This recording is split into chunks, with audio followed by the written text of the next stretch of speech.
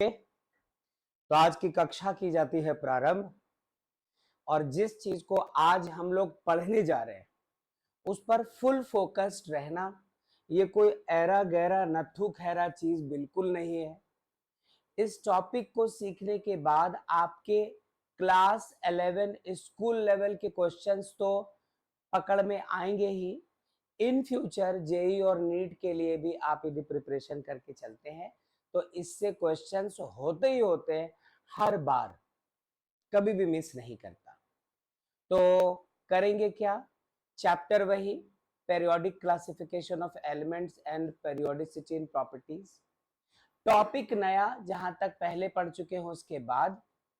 अब may be कि हम में से कुछ बच्चे हो जिनका आज पहला क्लास हो, जो आज के पहले के क्लासेस को मिस कर चुके हो, या इनके पहले के क्लासेस में एक किया, दूसरा मिस हुआ, तीसरे में मौजूद, चौथे में कहीं और, ऐसे करके हम लोग क्लास में शामिल रहे हो।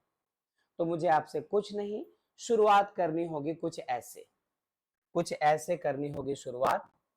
और इस शुरुआत में हम लोग कुछ एलिमेंट्स लेंगे हमारे पीरियोडिक टेबल का, और उसके बारे में बड़ी अच्छी अच्छी मीठी मीठी बात करने वाले। चलो ध्यान देना, गौर करते रहना। क्या हम लोगों ने जिंदगी में आज तक केमिस्ट्री पढ़ने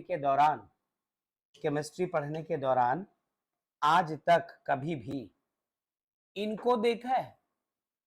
ऑक्सीजन, नाइट्रोजन, फ्लोरीन, नियॉन, और क्या ले ले? चलो एक ले लो सोडियम और एक ले लो मैग्नीशियम। अब यदि आप कह देंगे नहीं तो ये बहुत बड़ा पाप होगा, बहुत बड़ा गुनाह होगा। ऑक्सीजन के बारे में किसी ने नहीं सुना, नाइट्रोजन के बारे में कोई नहीं जानता, ये तो पॉसिबल ही नहीं। फिलहाल यदि आप इनके एटॉमिक नंबर्स की बात करें तो ऑक्सीजन का एटॉमिक नंबर हम लोगों ने पढ़ा है 8, पक्का। नाइट्रोजन का 7, फिर फ्लोरीन का 9, नियॉन का 10, सोडियम का एटॉमिक नंबर 11, मैग्नीशियम का एटॉमिक नंबर। तो ये सब देखकर आपको थोड़ी गले में खराश हो रही होगी कि सर ऐसा कीजिए, नाइट्रोजन पहले लिख दिया जाए, ऑक्सीजन बाद में। तो 7, 8, 9, 10, 11, 12 की बात आएगी। चलो आपकी इच्छा पहले पूरी की जाए। अब तुम बोलोगे सर एक्चुअली ये हमारी नहीं आपकी इच्छा थी।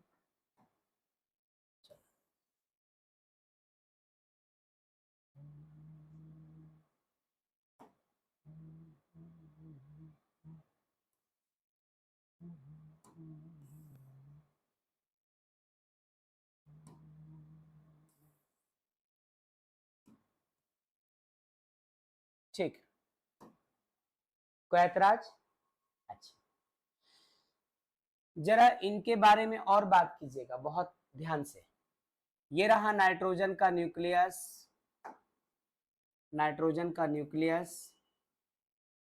ये रहा नाइट्रोजन का फर्स्ट ऑर्बिट, ये नाइट्रोजन का सेकंड ऑर्बिट या सेकंड शेल। जरा बताओ, यदि नाइट्रोजन का एटॉमिक नंबर 7 है तो फर्स्ट सेल में मैक्सिमम इलेक्ट्रॉन्स कितने होंगे? 2 से ज्यादा तो कैपेसिटी होती नहीं फर्स्ट सेल की। तो ऐसा करो, 7 में से 2 इलेक्ट्रॉन्स हम लोग दिखा दो यहाँ पे फर्स्ट सेल में, और बाकी के जो 5 बचेंगे वो सेकंड सेल में। लेकिन उसके पहले एक बात और, कि हम लोगों को ऐसे ही ऑर्बिट्स सबके लिए चाहिए। ऑक्सीजन के लिए चाहिए होगा, नियॉन के लिए ही चाहिए होगा, फिर सोडियम के लिए भी ऐसे एटम को दिखाना होगा अभी के अभी, और मैग्नीशियम के लिए। ठीक है, ठीक है। चलिए ध्यान से, 7 एटॉमिक नंबर, तो फर्स्ट सेल में इलेक्ट्रॉन्स कितने? 2, बाकी के 5 बच गए, 1, 2, 3, 4 और ये 5। कोई ऐतराज? अच्छा, ऑक्सीजन फर्स्ट सेल में 2 और सेकंड सेल में 1, 2, 3, 4, 5 और ये 6। फिर फ्लोरीन फर्स्ट सेल में 2, सेकंड सेल में 1, 2 3 4 5 6 और ये 7। नियॉन सेल में 2, सेकंड सेल में 1 2 3 4 5 6 7 8। यहां तक तो सब कुछ ठीक ठाक है, लेकिन अब हमें सोडियम और मैग्नीशियम में एक एक सेल्स बढ़ाने होंगे, क्योंकि फर्स्ट सेल की कैपेसिटी 2 इलेक्ट्रॉन्स की, सेकंड सेल की कैपेसिटी 8 की, 8 और 2 10 तो हो गए। यदि सोडियम का एटॉमिक नंबर 11 है, मतलब ये थर्ड सेल चाहिए होगा यहाँ पे, और मैग्नीशियम के लिए भी एक थर्ड सेल की जरूरत होगी। ठीक है, बहुत अच्छी बात। तो ऐसा करो हम तुम इसको तो पहले हटा देते हैं और इसमें एक शेल और लगाते हैं। इसमें एक शेल और लगाते हैं। अभिनव मौजूद है हम लोग? Yes sir. Very good. ये रहा, और एक और ले लेते हैं हम लोग यहां से इसकी कॉपी। हालांकि ये जो ऑर्बिट्स में बना रहा हूं, ये इसका काम तो थोड़ी देर बाद आएगा। मेन जो चीज सीखना है उस पर भी फोकस रहेगा। इलेक्ट्रॉन्स कितने? 1 2, फिर इसमें 1 2 3 4 5 6 7 8, और एक इसमें दिखा दो 11, और यहाँ पे 1 2 3 4 1 2 3 4 5 6 7 8, 2 इलेक्ट्रॉन्स रह गए, वो कहाँ दिखा दिया? आउटर मोस्ट में। पक्का श्योर? अब आइए आगे बात करते हैं। नाइट्रोजन के फर्स्ट सेल में इलेक्ट्रॉन्स 2, सेकंड सेल में इलेक्ट्रॉन्स 5। ऑक्सीजन के फर्स्ट सेल में इलेक्ट्रॉन्स 2, सेकंड सेल में इलेक्ट्रॉन 6। ये 2,7, ये 2,8, ये 2,8,1, और ये 2,8, कौन से सेल में कितने इलेक्ट्रॉन्स है यहां हम लोगों ने रख दिया। क्या सब कुछ ठीक? अच्छा, अब एक छोटी सी बात और सुनना, ये तो इसका आउटलाइन दिखा दिया। अब आइए वो चीज जो एग्जैक्टली हम लोगों को सीखना है आज के क्लास में। ये तो नॉर्मल बात हो गई, पेरियोडिक टेबल के इस वाले पीरियड में लेफ्ट से राइट जाते हैं, एटॉमिक नंबर कैसे चेंज होता है वो लिखा, और इनका इलेक्ट्रॉनिक कॉन्फ़िगरेशन, कौन से सेल में कितने इलेक्ट्रॉन्स, वो लिखा है। अब बात सुनना बच्चों, जिस पर मुझे बात करनी है।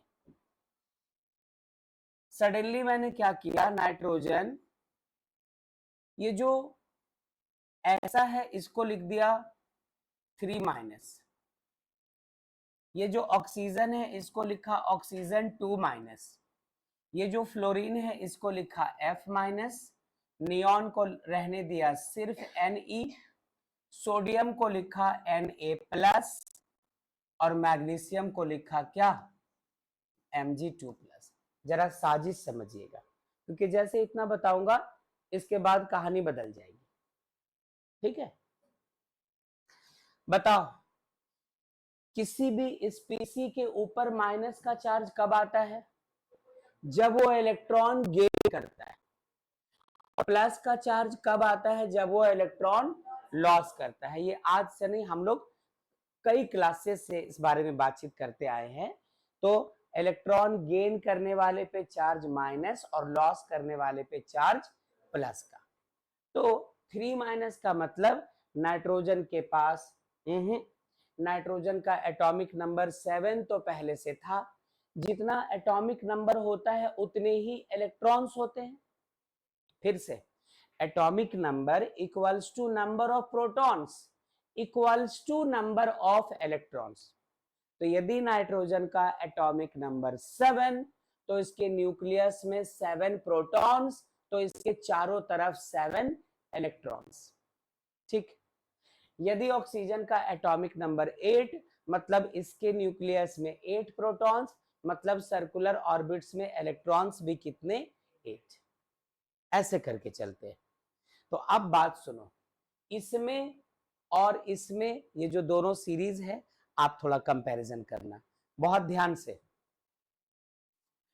जब नाइट्रोजन एटम है तो इसका एटॉमिक नंबर 7, कितने इलेक्ट्रॉन्स है? 7 इलेक्ट्रॉन्स। लेकिन ऐसे ही इसमें 3 माइनस आए हैं मतलब 7 इलेक्ट्रॉन्स तो इसके पास नेचुरली थे, इसने कितना इलेक्ट्रॉन लिया होगा किसी से? 3। तो पहले से 7 इलेक्ट्रॉन्स और एक्स्ट्रा कितने इलेक्ट्रॉन्स ले रखे हैं इसने? 3। 7 और 3, अब इसके पास कितने इलेक्ट्रॉन्स है? 10। तो मैं यहाँ पे लिखना चाहता हूं कि कितने इलेक्ट्रॉन्स है यहाँ पे? 10 इलेक्ट्रॉन्स। ऑक्सीजन की बात करो, पहले ऑक्सीजन के पास 8 इलेक्ट्रॉन्स, एटॉमिक नंबर 8, तो न्यूक्लियस में प्रोटॉन्स 8, तो सर्कुलर ऑर्बिट्स में इलेक्ट्रॉन भी 8। अब जैसे ही आप O के ऊपर 2 माइनस चार्ज दिखा रहे हो, इसका क्या मतलब हुआ? 2 इलेक्ट्रॉन ऑक्सीजन ने किसी से लिया, क्यों लिया, किसने लिया, इसकी बात तो बाद में करेंगे, ठीक है। लेकिन अभी लिया है तो सोचो 8 पहले से थे, 2 और मिल गए, कितने इलेक्ट्रॉन्स हो गए? 10 इलेक्ट्रॉन्स। फ्लोरीन की बात करो, पहले से एटॉमिक नंबर 9 मतलब 9 इलेक्ट्रॉन, एक इलेक्ट्रॉन लेकर अब इसके पास इलेक्ट्रॉन्स कितने हो गए? 10 इलेक्ट्रॉन्स। नियॉन की बात करो, इस पे ना तो प्लस दिया है ना तो माइनस दिया है, जैसे का तैसा। इसका तो एटॉमिक नंबर खुद 10 होता है, इसलिए इसके पास इलेक्ट्रॉन्स कितने हैं? 10। Na sodium, atomic number 11, nucleus में प्रोटॉन्स भी 11 और सर्कुलर ऑर्बिट्स में टोटल इलेक्ट्रॉन्स भी 11। अब इस बार Na के ऊपर माइनस चार्ज नहीं है, प्लस चार्ज है। दैट मीन सोडियम ने एक इलेक्ट्रॉन लॉस किया होगा, लॉस करने की वजह से अब इसके पास इलेक्ट्रॉन्स कितने हो गए होंगे? क्योंकि पहले 11 थे, एक लॉस किया, कितना बन गया? 10। अच्छा, मैग्नीशियम, एटॉमिक नंबर 12, न्यूक्लियस में प्रोटॉन्स भी 12 और सर्कुलर ऑर्बिट्स में इलेक्ट्रॉन्स भी कितने होंगे इसमें? 12। लेकिन उन 12 इलेक्ट्रॉन्स में से 2 इलेक्ट्रॉन ये लॉस कर रहा है। अब 2 लॉस कर रहा है तो इसके पास इलेक्ट्रॉन्स कितने बचे?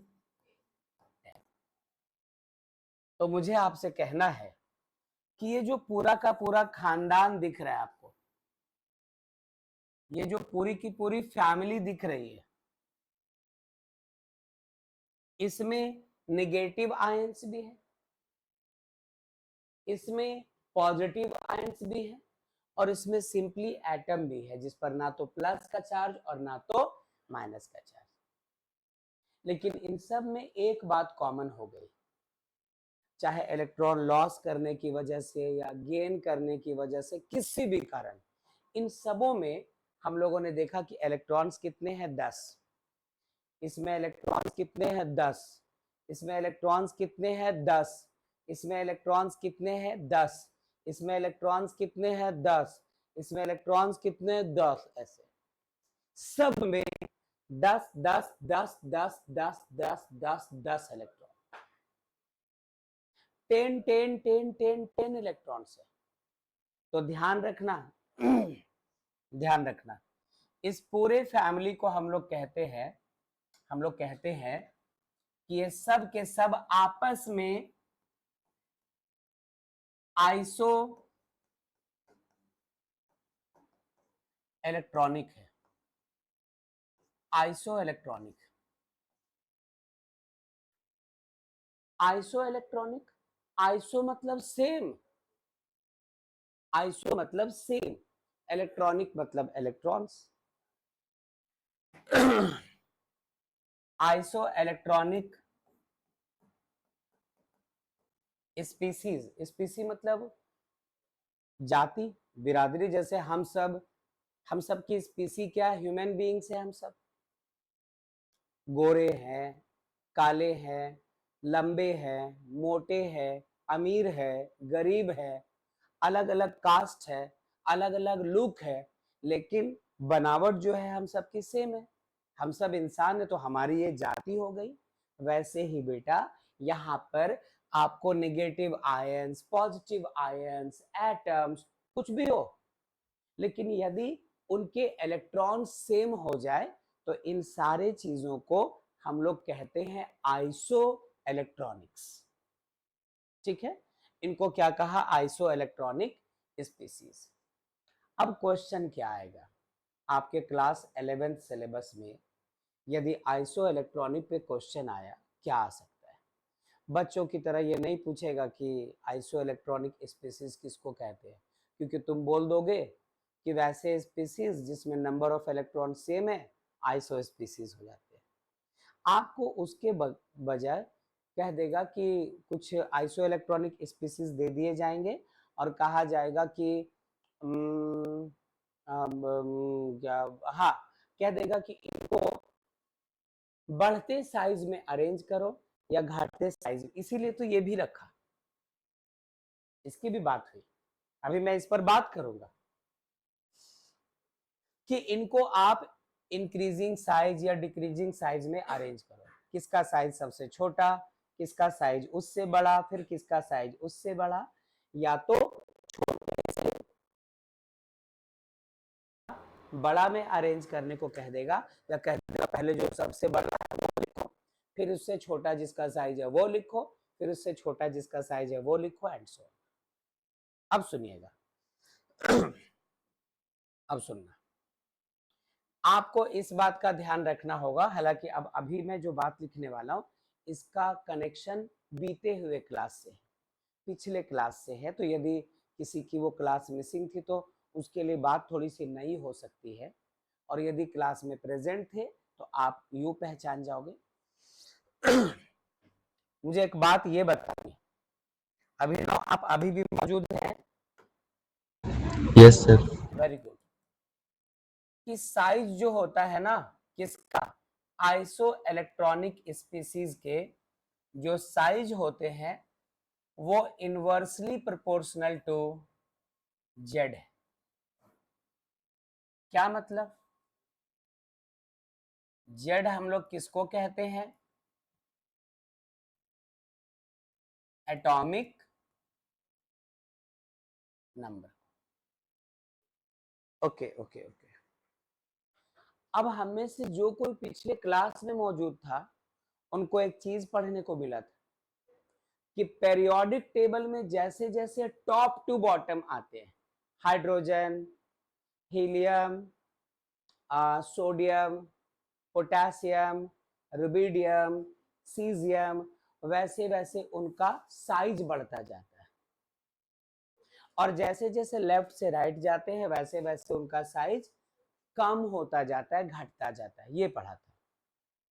तो उस हिसाब से आप देखो कि ये जो नाइट्रोजन, ऑक्सीजन, फ्लोरीन और नियॉन है ये तो मौजूद था कहीं पे, लेकिन सोडियम और मैग्नीशियम यहाँ इनके बाद नहीं है, यहाँ से इधर कहीं पर है, ऊपर सोडियम है और बगल में मैग्नीशियम, ये ऊपर वाले पीरियड में आते हैं और ये दोनों नीचे वाले पीरियड में।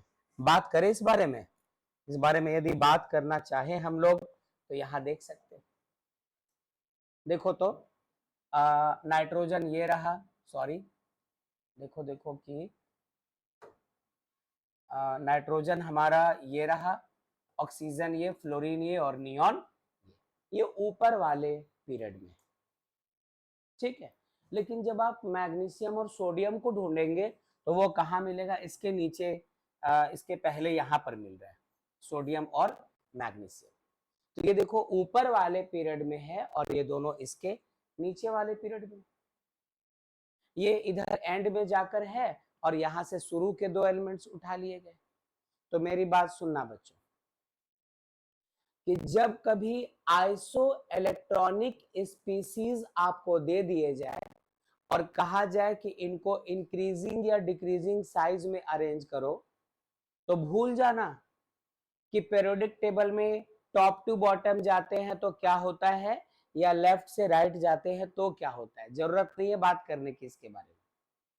आप सिर्फ देखना कि चूंकि वो आइसो इलेक्ट्रॉनिक है इसलिए उसमें नंबर ऑफ इलेक्ट्रॉन्स सेम होंगे आइसो इलेक्ट्रॉनिक होने की वजह से, तो वैसे केस में आप इन चीजों को भूलकर सारे रूल रेगुलेशन तोड़ ताड़ देना, ना तो लेफ्ट टू राइट, ना तो अप टू डाउन, ये सब कुछ मत देखना, सिर्फ देखना उनका एटॉमिक नंबर्स।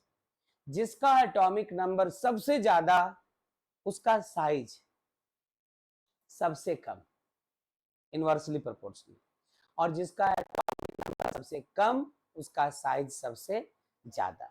वापस चलते हैं, कहाँ जाना होगा वापस? हमें वापस जाना होगा इस जगह। तो देखो जरा, इसका मतलब आप इसको क्या लिख सकते हैं? एटॉमिक नंबर सबसे ज्यादा किसका है? मैग्नीशियम का, ठीक है। उससे कम किसका है? सोडियम का। उससे कम नियॉन का, उससे कम फ्लोरीन का, उससे कम ऑक्सीजन का, सबसे कम नाइट्रोजन का। जितना ज्यादा एटॉमिक नंबर उतना कम एटॉमिक साइज। जितना ज्यादा एटॉमिक नंबर उस स्पीसी का साइज उतना छोटा।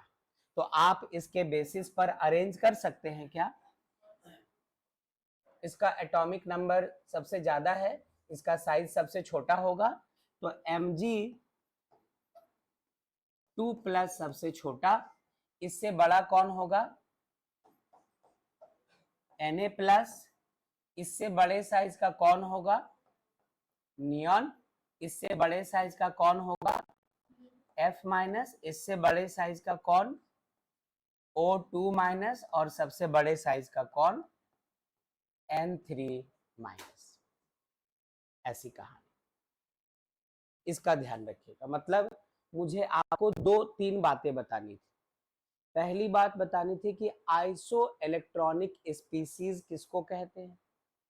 तो आपने कंक्लूड किया कि जिसका एटॉमिक नंबर कुछ भी हो, नाम कुछ भी हो, सिंबल कुछ भी हो, एनायन कैटायन चार्ज कैसा भी हो, यदि उसमें नंबर ऑफ इलेक्ट्रॉन सेम हो जाए तो हम लोग इनको कहते हैं आइसो इलेक्ट्रॉनिक। आइसो इलेक्ट्रॉनिक के साइज को इंक्रीजिंग डिक्रीजिंग ऑर्डर में यदि रखना हो तो इसका मतलब आपको ये फॉलो करना होगा कि एटॉमिक नंबर जितना ज्यादा उसका साइज उतना कम। भूल जाना कि लेफ्ट टू राइट क्या होता है, टॉप टू बॉटम क्या होता है, वो सारी चीजों को छोड़कर। तो यदि इनको अरेंज करने को दे देता तो इसका एटॉमिक नंबर सबसे ज्यादा तो साइज सबसे छोटा, उससे कम एटॉमिक नंबर तो साइज इसके कंपैरिजन में बड़ा, एंड सो ऑन। क्या इस बात का ध्यान रख पाएंगे?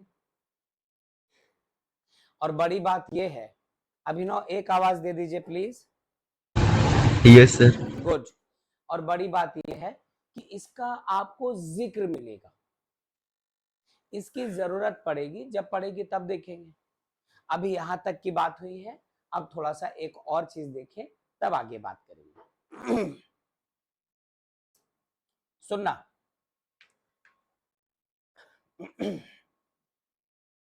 सपोज आपके पास फिर से आपने लिया है क्या? सोडियम एटम, जिसका एटॉमिक नंबर कितना? 11, जिसके फर्स्ट सेल में इलेक्ट्रॉन्स 2, सेकंड सेल में 8 और आउटर मोस्ट में 1। हम तुम चाहते हैं कि यहां से एक इलेक्ट्रॉन, ये जो माइनस किया है इसका मतलब इलेक्ट्रॉन निकालना चाहते हैं।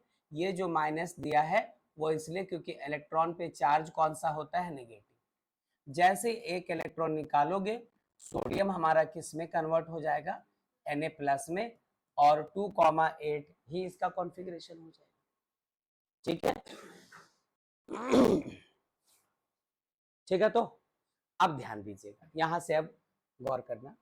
इसको कुछ यूं लिखा, ये रहा सोडियम का न्यूक्लियस, ये रहा इसका फर्स्ट सेल, ये रहा इसका सेकंड सेल, और ये रहा इसका थर्ड सेल।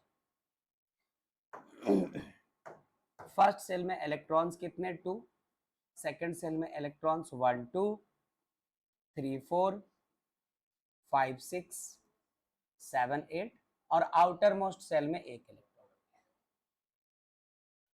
सब कुछ ठीक? चलिए अब ध्यान देना। क्या ये न्यूक्लियस पे पॉजिटिव चार्ज और इलेक्ट्रॉन पे नेगेटिव चार्ज होता है बच्चों? पॉजिटिव होने के कारण, न्यूक्लियस के पॉजिटिव होने के कारण और इलेक्ट्रॉन्स के नेगेटिव होने की वजह ये लोग एक दूसरे को अपनी तरफ अट्रैक्ट करके रखते हैं, अपनी तरफ पुल करके रखते हैं, अपनी तरफ खींच के रखते हैं। तो यहां पे भी इस नेगेटिव इलेक्ट्रॉन को कौन अपनी तरफ खींच के रखेगा? ये न्यूक्लियस अच्छे खासे फोर्स या ताकत लगाकर खींचता रहेगा। फिर से कहना चाहता हूं, मत पूछना कि क्यों हो रहा है, मत पूछना कि ऐसा हम तुम क्यों करेंगे या फिर क्यों में। लेकिन यदि हम लोग चाहें कि इस संजू इलेक्ट्रॉन को इस एटम से बाहर निकाल दे, इलेक्ट्रॉन को निकाल दे, तो क्या इसके लिए प्लस और माइनस चार्ज के बीच लगने वाले इस फोर्स ऑफ अट्रैक्शन को तोड़ना पड़ेगा? क्या ये बंधन ब्रेक करने की जरूरत है? क्या ये बॉन्ड जब तक रहेगा तब तक इलेक्ट्रॉन निकाल पाएंगे? नहीं। तो दैट्स व्हाई आपको ये बॉन्ड तोड़कर, ये फोर्स ऑफ अट्रैक्शन तोड़कर इस इलेक्ट्रॉन को निकालना होगा। और कुछ भी तोड़ो, आपको ताकत लगानी पड़ती है। कुछ भी तोड़ो, आपको एनर्जी लगानी पड़ती है। चाहे एक पतला सा छोटा सा तीर हो, वो ब्रेक करवाओ, या एक मोटा सा डंडा है वो ब्रेक करवाओ, या किसी का ब्रेकअप कर, सॉरी क्या बोल दिया मैंने, या फिर कुछ है ना, जो भी हो तुम समझ रहे हो। तो ऐसा भी आपको ताकत लगानी पड़ेगी। और केमिस्ट्री में ताकत के एनर्जी कहल जाला। ठीक बा? एनर्जी कहते हैं हम लोग ताकत को केमिस्ट्री में। अब हमारे आपके बॉडी में एनर्जी कहां से? खाना से। जेब में एनर्जी कहां से? पैसा से। बैंक बैलेंस में एनर्जी कहां से? पैसा से। एक बीएमडब्ल्यू बीएमडब्ल्यू समझते हैं? वो नहीं जो तुम समझ रहे हो, बिस्लेरी मिनरल वाटर नहीं, बीएमडब्ल्यू कार होती है। अच्छा, आप तो बिस्लेरी मिनरल वाटर समझ रहे थे अभी। चलो, बी थैंकफुल टू मी, मैंने आपको बता दिया नई बात। ठीक है, आप बीएमडब्ल्यू कार निकालना चाहते, कहां से? पड़ा हुआ है, तो क्या ऐसे ही जाओगे ऐसे ही दे देगा? आपको एनर्जी खर्च करनी पड़ेगी। जितना उसका प्राइस है वो देना पड़ेगा। तो शोरूम से उस कार का बॉन्ड टूटेगा और तुमसे उस कार का पैचअप होगा। ठीक है, तो यहां पर बात ऐसी है कि यदि पॉजिटिवली चार्ज न्यूक्लियस इस नेगेटिवली चार्ज इलेक्ट्रॉन को अपनी तरफ अट्रैक्ट करके रखे हुए है, आप चाहते हो इस इलेक्ट्रॉन को निकाल दे यहां से, तो आपको थोड़ी एनर्जी देनी पड़ेगी। आपको इसको किसी तरीके से भी एनर्जी देनी होगी ताकि इसके इसके बीच का अट्रैक्शन कमजोर हो जाए और ये निकल करके बाहर आ जाए। ठीक है, तो अच्छा, अब एनर्जी कैसे देंगे? जैसे हमारे आपके बॉडी को एनर्जी खाने से मिलती है, बैंक बैलेंस में एनर्जी पैसे को कहते हैं, वैसे ही याद रखना बेटा आज के बाद जिंदगी भर हमेशा कि केमिस्ट्री में एनर्जी का मतलब या तो हीट होगा या लाइट होगा। यदि किसी रिएक्शन में आप एनर्जी दे रहे हो मतलब उसको हीट कर रहे हो, गर्म कर रहे हो। एनर्जी दे रहे हो मतलब उसको कड़कड़ाते धूप में छोड़ दिया है, लाइट एनर्जी, है ना? तो heat is a form of energy, light is a form of energy, वैसी बात है। तो हम लोग इस एटम को क्या देंगे? हीट।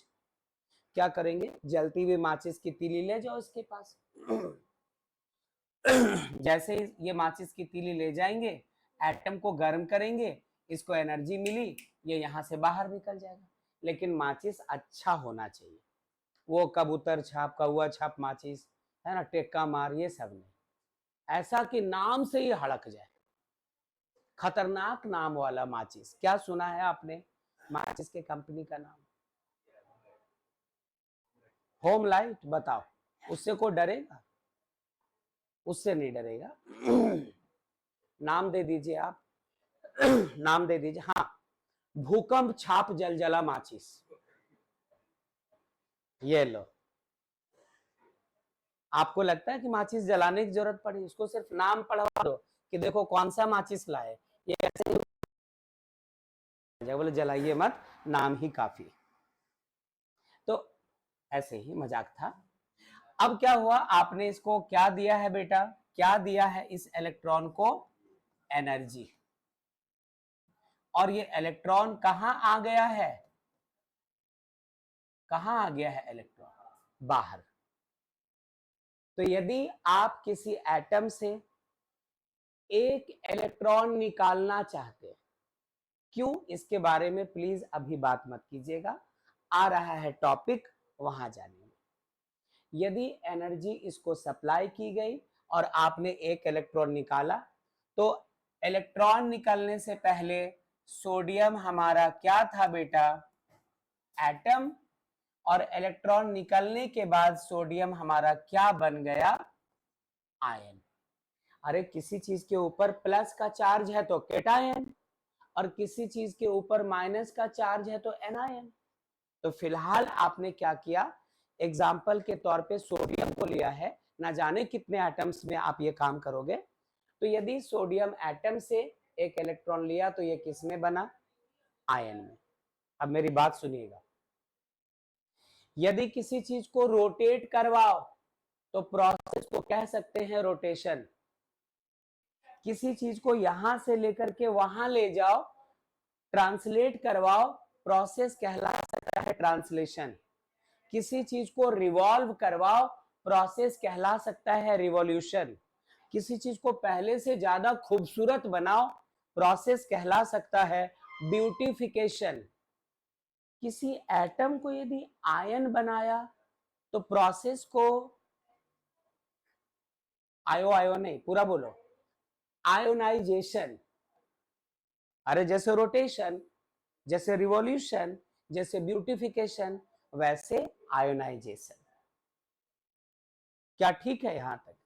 आयोनाइजेशन वर्ड का मतलब आपके जहन में कहीं कहीं रहना चाहिए कि किसी एटम से उसको आयन में कन्वर्ट करना, इस प्रोसेस को क्या कहा, आयोनाइजेशन। ठीक, लेकिन आयोनाइजेशन क्या फ्री में हो गया? क्या इस एटम से इलेक्ट्रॉन निकालना फ्री में हो गया? आपको कुछ देना पड़ा कि नहीं? एनर्जी देने की जरूरत। तो होता क्या है कि किसी एटम से इलेक्ट्रॉन निकालकर उसको आयन में बदलने के लिए हमें देना पड़ता है क्या, एनर्जी। इस एनर्जी को कहते हैं आयोनाइजेशन एनर्जी। सुना आपने, आयोनाइजेशन एनर्जी। एटम को आयन में बदलने के लिए आपको जितनी एनर्जी देनी पड़े, हम लोग उस एनर्जी को कहते हैं आयोनाइजेशन एनर्जी। लेकिन ये ऐसे ही नहीं होता है। और बात सुनो, ये तो एक एटम लिया, मान लो आप सोडियम का एक टुकड़ा लेकर आते हैं।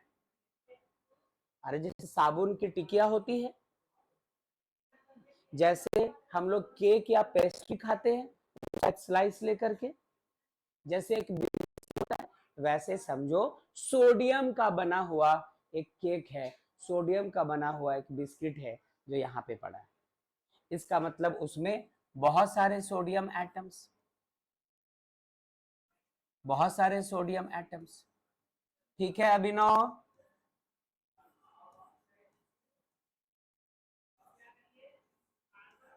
अभिनव ऐसा मत बोलना कि लेफ्ट हो गए, थैंक यू। इतने सारे एटम्स, ठीक है। अब जरा आपको आपके स्कूल लिए चलता हूं, लंच ब्रेक जब स्कूल में होता है, टिफिन टाइम, उसकी बात करेंगे। उसके पहले यहां देख लो क्या हो रहा है। ये पूरा का पूरा क्या है, सोडियम है। सोडियम के इसमें लाखों लाख करोड़ों करोड़ अनगिनत एटम्स है। आप उनमें से किसी एक एटम का एक इलेक्ट्रॉन निकालना चाहते हैं। सुना आपने? मान लो यही वो एटम, आप चाहते हैं वो जो करोड़ों करोड़ अनगिनत एटम्स हैं, उनमें से इस वाले एटम के आउटर मोस्ट सेल से एक इलेक्ट्रॉन निकालना चाहते हो। प्रोसेस तो सिखा दिया आपको, पता चला कि कुछ नहीं करना है, बस आप जलती हुई माचिस की तीली ले जाओ, बस यहां पर एटम के पास रखो, इसके आउटर मोस्ट सेल का एक इलेक्ट्रॉन निकलेगा, ये एटम आयन में बदल गया, इसका आयोनाइजेशन हो गया, बोलो ना। लेकिन कोई चीज देखने सुनने में जितना सिंपल होता है, जब आप उसके करीब जाएं तो उसमें बहुत सारी नई बातें मिलती है। यहां पर भी एक नई बात मिलने वाली है। क्या है नई बात? कि आप तो ऐसे माचिस की तीली जला के चल पड़े, आपने तो इसको एटम को एनर्जी देने की कोशिश की, लेकिन इसके आसपास इसके कई सारे दोस्त,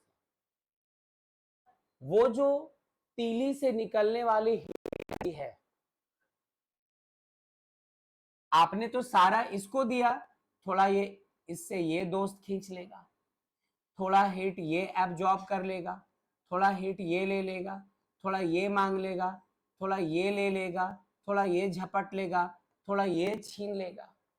ठीक वैसे जैसे स्कूल के टिफिन टाइम, जिस दिन दोस्तों को पता चल गया, है ना, अभी सेकंड पीरियड ही हुआ है और आपने हल्का सा लंच बॉक्स खोल के देखा और उसमें रोटी और भुजिया नहीं है, उसमें पिज्जा है, उसमें मोमोज है, उसमें और कुछ और मतलब हाँ बिरयानी है, देखो। और आसपास के एक दो दोस्तों की नजर पड़ गई, अब वो आपके पीछे रहते हैं। जहां लंच करने के लिए आप लंच बॉक्स ओपन करते हैं तो एक स्लाइस मुझे दे भाई, एक चम्मच मेरी तरफ दे बहन, ऐसे करके 3-4 दोस्तों में बट जाता है। ठीक वैसे ही अच्छी चीज तो बांटी जाती है, हम लोग नहीं चाहते बांटे, कलेजे में दर्द हो जाता है कि सब तो यही लोग खा रहा है, फिर हमारा क्या बचा। तो ठीक है, लेकिन अब दोस्ती निभानी पड़ेगी, कोई उपाय नहीं है, क्योंकि वक्त पर तुम भी कुछ कुछ हेल्प लेते हो उससे। जब फोन करके बोलना हो तो घर में झूठ बोल दो तो वही काम आता है। अच्छा, ठीक है। तो इसलिए यदि आप किसी भी एलिमेंट के एक एटम से एक इलेक्ट्रॉन निकालना चाहते हैं तो एक मुश्किल आती है कि जो एनर्जी दे रहे हो वो बर्बाद हो जाती है। जिसको देना है उसको कुछ मिला, लेकिन उसका एक बड़ा हिस्सा आजू बाजू वाले एटम्स भी खींच लेते हैं, जो नहीं होना चाहिए था। इसलिए एक और चीज मुझे आपसे कहना है कि इस एटम को बाहर निकालते, इस एटम को खींचकर बाहर निकालते, इस एटम को इस झुंड से बाहर लाते, इस ग्रुप से बाहर निकाल देते, इस गुच्छे से अलग कर देते। और जब किसी भी चीज को आप थोड़ा अलग ले जाए, ग्रुप से हटा दे, अकेला कर दे। स्कूल में जब कभी लड़ाई होती थी, है ना, आपने क्लास में किसी बदमाश स्टूडेंट की पिटाई करवा दी टीचर से, अब छुट्टी के समय स्कूल के बाहर एक सन्नाटी जगह में वो वाला दोस्त और उसके कुछ और लिचड़ दोस्त खड़े रहते थे। आपका उधर से गुजरना और चारों पांचों मिलकर जो खींचकर गली में ले जाते थे आपको, है ना। जब गली में आपको घसीट कर ले गए, आप मुगले आजम थे, वहां आपकी सर्विसिंग करके बाहर छूटे, आप पगले आजम, है ना। बाल खराब, कपड़े फटे चिटे, यहाँ ब्लड, यहाँ डिशुम ढांचा, ये सब कुछ सिचुएशंस। तो वैसे में प्रिपेयर करने के लिए भी हम लोग क्या करते थे, उस एक बंदे को अलग ले जाते थे। झुंड में कैसे मारे, कोई ना कोई तो रोक लेगा, पकड़ लेगा, एनर्जी बर्बाद हो जाएगी। तो इसलिए इनको क्या करना पड़ा हम लोगों को, अलग।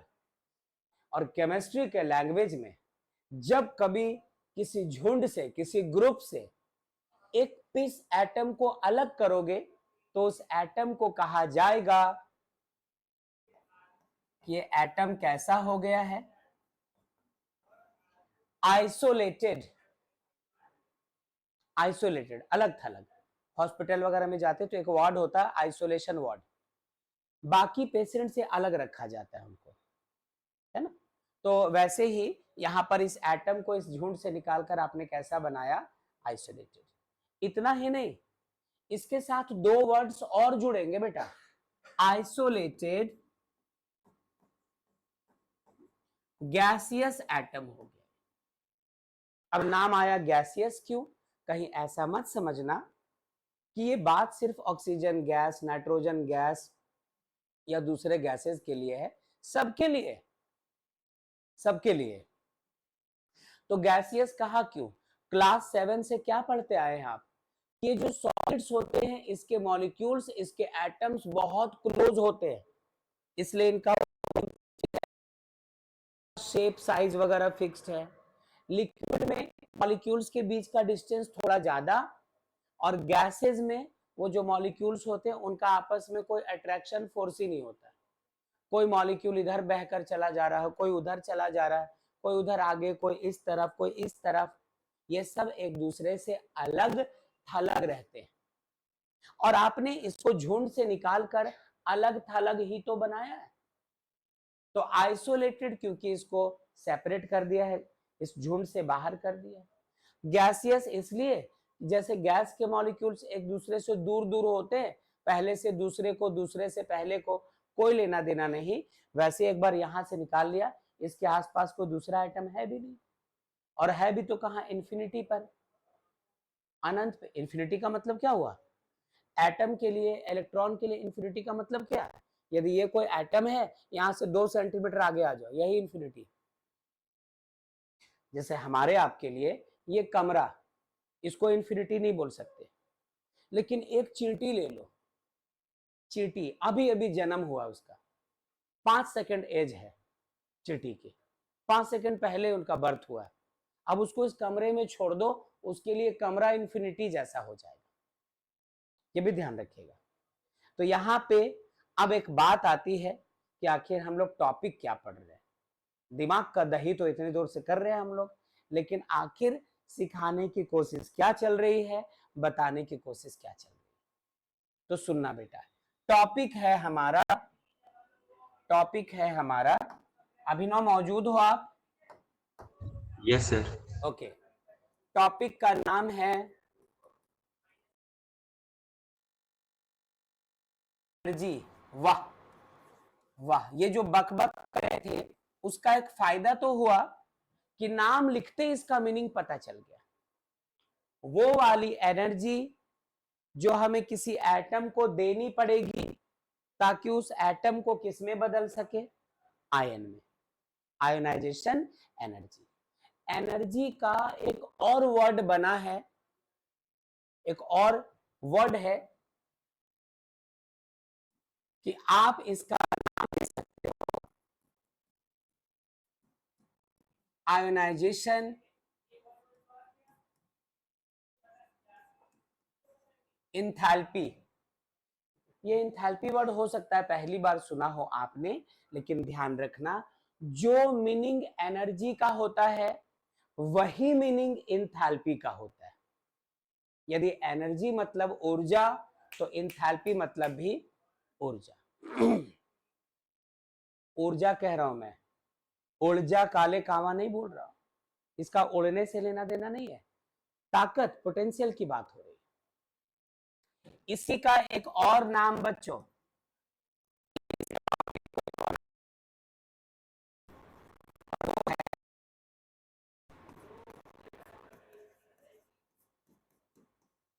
पोटेंशियल। एनर्जी का मतलब भी ऊर्जा, इंथैल्पी का मतलब भी ऊर्जा, और पोटेंशियल का मतलब भी ऊर्जा। है ना? जब 2005 में पहली बार इंडिया की कीपिंग खराब हो रही थी, तो मनिंदर सिंह एक पुराने क्रिकेटर थे, उन्होंने न्यूज चैनल में कहा था कि झारखंड के रांची में एक लड़का है जो काउंटी क्रिकेट खेल रहा, जो रणजी क्रिकेट खेल रहा और बहुत अच्छा प्लेयर है, उसमें बहुत पोटेंशियल है, बहुत पोटेंशियल है। नाम बताया था उन्होंने महेंद्र सिंह धोनी का, है ना? तो पहली बार टीवी पे उनका नाम जिन्होंने अनाउंस किया था वो मनिंदर सिंह जी थे, और ये बोलकर कि उस लड़के में बहुत पोटेंशियल है, खेल, बहुत सारा खेल है उसमें। उसके बाद फिर सेलेक्टर्स का ध्यान गया, फिर उनको नेशनल टीम में लेकर आया गया। तो आपको फिर से बता देना चाहता हूं कि एनर्जी और पोटेंशियल और इंथैल्पी ये तीनों सेम चीजें हैं। तो आपने इस इलेक्ट्रॉन को क्या दिया? एनर्जी दिया। आपने इस इलेक्ट्रॉन को क्या दिया, एंथैल्पी दिया, आपने इस इलेक्ट्रॉन को क्या दिया, पोटेंशियल दिया, गर्म करके, हीट करके, उसकी वजह से इलेक्ट्रॉन यहां से बाहर निकल पाया। इलेक्ट्रॉन के बाहर निकलते ही चूंकि एक इलेक्ट्रॉन निकला तो इस पर एक प्लस चार्ज, यदि और एनर्जी दो, एक और इलेक्ट्रॉन निकाल दो तो दो प्लस चार्जेस, और एनर्जी दो, एक और इलेक्ट्रॉन निकला दो तो तीन plus charges, and so on. Okay, तो आयोनाइजेशन एनर्जी, शॉर्टकट में आप इसको क्या लिखेंगे बच्चों, आईई, या फिर आयोनाइजेशन एंथैल्पी, इसको भी क्या लिखेंगे हम लोग, आईई, या आयोनाइजेशन पोटेंशियल, इसको शॉर्टली क्या लिखेंगे, आईपी। लेकिन क्या होता है ना कि ज्यादातर बुक्स या टीचर्स या क्वेश्चंस वगैरह जो छपते हैं वो सब इसको आईई बोलकर बुलाना ज्यादा पसंद करते हैं। गलत इनमें से कोई नहीं है। आप आईई बोलकर दिखाओ या आईपी लिखकर बताओ, कोई फर्क नहीं पड़ता है। तो इस तरह यहां पर एक टर्म है जिसको हम लोग अभी रफली समझ रहे थे, जिसमें आने वाले वर्ड्स की बात कर रहे थे। अब इतना बकबक करने की वजह से फायदा ये होगा कि जब हम लोग अभी के अभी इसका डेफिनेशन लिखेंगे, डिफाइन करेंगे, तो उसमें यूज होने वाले सारे वर्ड आप सीख चुके हो पहले से। तो आओ देखते हैं कैसे डिफाइन करेंगे आयोनाइजेशन एनर्जी को, या आयोनाइजेशन एंथैल्पी को, या आयोनाइजेशन पोटेंशियल को। ये काम आसान इसलिए हो चुका है क्योंकि इसमें आइसोलेटेड वर्ड का मीनिंग समझ चुके हैं, गैसियस एटम क्यों बोल रहे हैं वो समझ चुके हैं, एनर्जी देनी पड़ रही है तो इलेक्ट्रॉन बाहर आ रहा है, एनर्जी देने की वजह ये पुराने इस बॉन्ड को तोड़ना, और बहुत सारी चीजें। तो सुनना जरा, सुनना, डिफाइन कैसे करते हैं वो देखिएगा।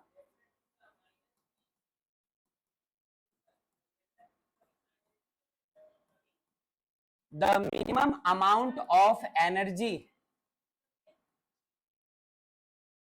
जिसकी जरूरत होती है, required to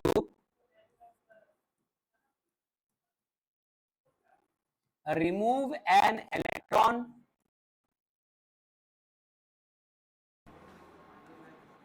from an isolated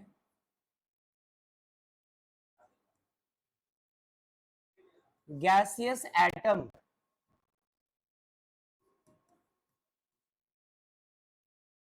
is called the ionization energy या ionization enthalpy, आप चाहो तो ionization potential कुछ भी कह दो, is called the ionization energy of that atom। बहुत अच्छा, बहुत बढ़िया। वो मिनिमम अमाउंट ऑफ एनर्जी जिसकी जरूरत होती है, जो रिक्वायर्ड होती है, जो हमें चाहिए, जो एटम को देना पड़ेगा, क्या करने के लिए, टू रिमूव एन इलेक्ट्रॉन। और वो इलेक्ट्रॉन कहां से निकालना है, from an isolated gaseous atom, जो अलग थलग कर चुके हो आप, क्योंकि जब वो भीड़ में है उस वक्त दोगे तो एनर्जी बढ़ जाएगी, एनर्जी वेस्ट हो जाएगी, नहीं। तो वो जो एनर्जी देते हो हम लोग, उसी को कहते हैं आयोनाइजेशन एनर्जी। अब थोड़ी सी बात और सुनना, थोड़ी सी बात और सुनना। एक टर्म आता है इसमें,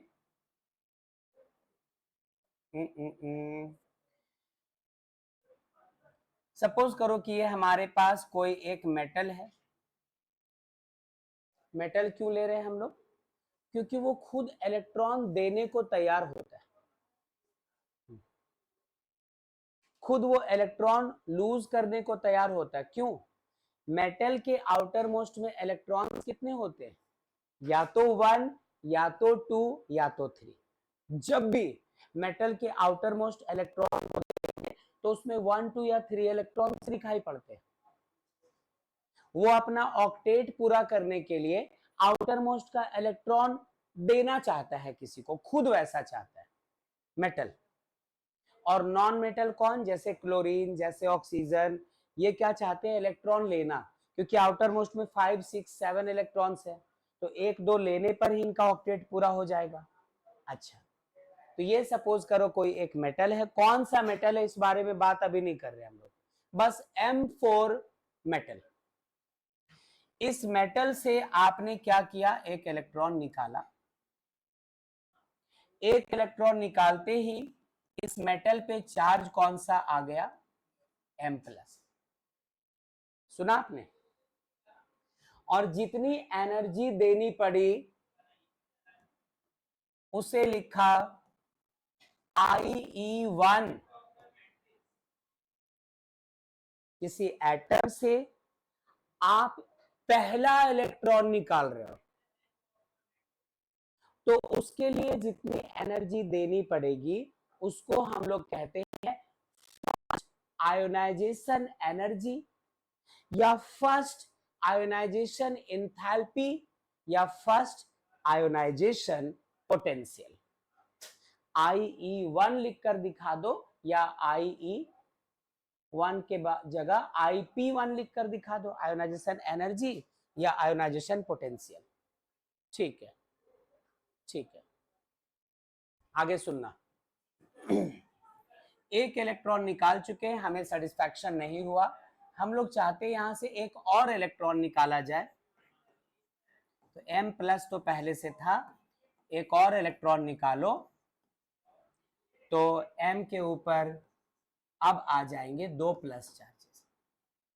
फर्स्ट इलेक्ट्रॉन निकाल चुके थे, एक और इलेक्ट्रॉन निकाला, सेकंड इलेक्ट्रॉन निकाला। अब जो एनर्जी आपने दी है उस एनर्जी को कहेंगे हम लोग IE2, सेकेंड आयोनाइजेशन एनर्जी। अभी भी मन नहीं भरा, अभी भी आपका काम नहीं बना, आप चाहते हो जो M प्लस प्लस बन चुका है वहां से एक और इलेक्ट्रॉन निकाल लिया जाए। ठीक है, ये बन गया था M प्लस प्लस, एक और इलेक्ट्रॉन निकाला, तो M के ऊपर पहले से 2 प्लस थे, एक और निकल जाने की वजह से M प्लस प्लस प्लस, और ये जो एनर्जी इस बार देनी पड़ी ये हुआ IE3। किस किस नाम से बुलाएंगे, फर्स्ट आयोनाइजेशन पोटेंशियल, इसको क्या कहेंगे, सेकेंड आयोनाइजेशन पोटेंशियल या आयोनाइजेशन एनर्जी, ये क्या कहलाया, थर्ड आयोनाइजेशन एनर्जी। अब तुम सोचोगे ये तो ठीक है सर, बहुत अच्छा, इतनी देर से बोर हो रहे हैं, छोड़िए हटे, टॉपिक छोड़ दीजिए। लेकिन जब आप क्वेश्चंस देखोगे ना, तो वहां पर first ionization energy, second ionization energy question में ये दिख जाएंगे आपको, तो आपको पता तो रहना चाहिए कि ये बोलना क्या चाह रहा है। तो किसको कहेंगे first ionization energy, the minimum amount of energy जो हमें देनी पड़ती है फर्स्ट इलेक्ट्रॉन को निकालने के लिए, उसे हम लोग कहते हैं फर्स्ट आयोनाइजेशन एनर्जी। फर्स्ट निकलने के बाद एक और इलेक्ट्रॉन निकालना चाहते हैं, तब जो एनर्जी देनी पड़ेगी उसको कहेंगे सेकेंड आयोनाइजेशन एनर्जी, और बाद में क्या हुआ, थर्ड। इसी तरह आपके पास एनर्जी है, आपके पास ताकत है, सेकेंड थर्ड फोर्थ फिफ्थ निकालते चले जाओ। आपसे कहना है बच्चों कि ये जो चीजें हैं इनको कहते हैं सक्सेसिव आयोनाइजेशन एनर्जी। सक्सेसिव का मतलब क्या, एक के बाद दूसरा, दूसरे के बाद तीसरा, तीसरे के बाद चौथा, चौथे के बाद पांचवा, लगातार एक के बाद एक, एक के बाद एक, यही तो सक्सेसिव हुआ। तो सक्सेसिव आयोनाइजेशन एनर्जी ये सब कहलाते हैं। अब सवाल आता है कि इनमें से कौन बड़ा कौन छोटा, ये जानना है। IE1, IE2, IE3 कौन ज्यादा वैल्यू का, कौन कम वैल्यू का, ये चाहिए। चलो एग्जांपल लेते हैं, लॉजिक लेते हैं। यदि कोई हाई प्रोफाइल फैमिली है तब तो कोई बात नहीं, जैसे मेरा एक दोस्त मुंबई में रहता है, आपको बताया था नाम, क्या नाम था उनका, हा? अनंत अंबानी, है ना। अब वो मेरी बात सुनो, आप देखो कोई मानेगा ही नहीं, किसी को यकीन ही नहीं है। अभी मैं चैट दिखा देता हूँ व्हाट्सएप वाला तो आपको यकीन हो जाएगा। हाँ तो सुनो, लेकिन वो बोला कि भाई पर्सनल मत करना, है ना, जो हम लोग बातचीत करते हैं ये सब कुछ, बोला कि छिपा के रखना है हमारी तुम्हारी दोस्ती को, है ना। अच्छा सुन बस, अरे मेरा गांव ऑस्ट्रेलिया है, व्हाई डोंट यू बिलीव। यदि मेरा गांव ऑस्ट्रेलिया में हो सकता है तो दोस्त भी। हाँ तो चलो आगे सुनो। अब जिनको जलन है वो मुझे शक की निगाह से देख रहे हैं कि ये नहीं हो सकता है, लेकिन ये सच है। आगे सुनो, यदि उसको एक कार खरीदनी हो, है ना, एक कार खरीदनी हो तो पैसे की कमी नहीं है उसके पास। एक खरीदा, पेमेंट हो गया, कार लग गई दरवाजे पे, चले ना चले, मूड आया एक और कार खरीदनी है, तो क्या उसको लोन लेने की जरूरत। फिर उठाया, पेमेंट किया, एक और खरीद लिया, एक और मूड कर गया कि नहीं एक और ले गया, फिर पेमेंट किया, कार उनके घर के पास लग गई, फिर एक और लेना है। मतलब सक्सेसिव वो कार पे कार, कार पे कार, कार पे कार लेते जा रहे हैं। अरे रिच फैमिली है, उनके घर पे एसी है, उनके कार में एसी है, उनके बाथरूम में एसी है, उनके ऑफिस में एसी है, और हम तुम कौन है, घर में ऐसी की तैसी है बाहर ऐसी की तैसी तैसी है। ये सिचुएशन है। खैर जाने तो मैं क्या बोल रहा था, सक्सेसिव की बात कर रहा था। तो वो लगातार जितनी चाहे कार खरीद सकता है, लेकिन मैं और आप कौन है, मिडिल क्लास या लो मिडिल क्लास। जिंदगी का पहली जब कार खरीदते हैं ना, तो फिर पहले 1 साल से प्लान बना रहे होते कौन से कंपनी से लोन लेना है। 20 बार शोरूम वाले से पता करते कि डाउन पेमेंट कितना करना पड़ेगा, पहला पेमेंट। वो जैसे कहते 4 लाख तो कहते 1.5 लाख डाउन पेमेंट में होगा कि नहीं होगा। सिचुएशंस रहता है, यहाँ वहां ताकत लगाकर जो सो पैसा इकट्ठा करके डाउन पेमेंट कर दिया। अब ईएमआई का डर हम लोगों को सोने नहीं देता, इस मंथ हो गया, अगले मंथ होगा नहीं होगा, ये सिचुएशन। तो आपने एक कार खरीदी, उसके लिए जो एनर्जी खर्च की वो कौन है, IE1। बोलो ना हाँ कि ना।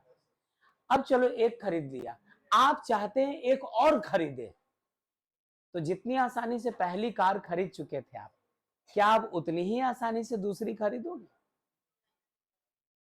अब तो आपको और ताकत लगानी पड़ेगी, और जुगत लगानी पड़ेगी, पहले से ज्यादा मुश्किल है काम। तो दैट्स वाई यहां से एक और कार खरीदना और टफ। अच्छा दो किसी तरह से खरीद लिया, तीसरे का सोच रहे हैं, तो बार बार सोचते ही है ना, खुद को थप्पड़ मार लेते हैं कि ये रहने दो, अब नहीं होने वाला है। फिर भी कोशिश करोगे तो आपको और ताकत और जुगत और मेहनत और एफर्ट लगाने की जरूरत पड़ेगी, तब शायद तीसरी की सोच पाए। तो कहने का मतलब, जैसे पहली कार आसानी से खरीदी गई, दूसरी में आपको ज्यादा ताकत लगाने की जरूरत पड़ेगी, तीसरा और मुश्किल होना है आपके लिए। ठीक वैसे ही बच्चों, जब आप पहला इलेक्ट्रॉन निकालेंगे तो कम एनर्जी देने पर ही पहला इलेक्ट्रॉन निकल गया।